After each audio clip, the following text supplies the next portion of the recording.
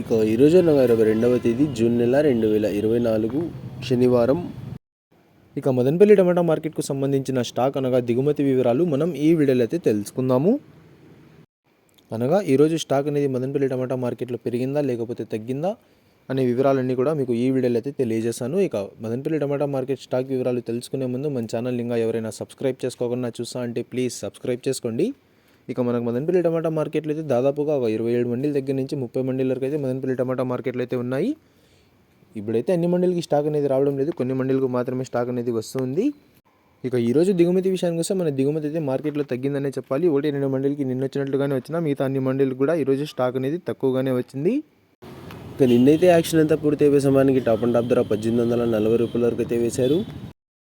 మరి చూడాలి ఈరోజు ధరలు అనేవి ఏ విధంగా వెళ్తాయో. ఇక ఇవ్వండి ఇవాళ మదనపల్లి టమాటా మార్కెట్కు సంబంధించిన దిగుమతి యొక్క వివరాలు.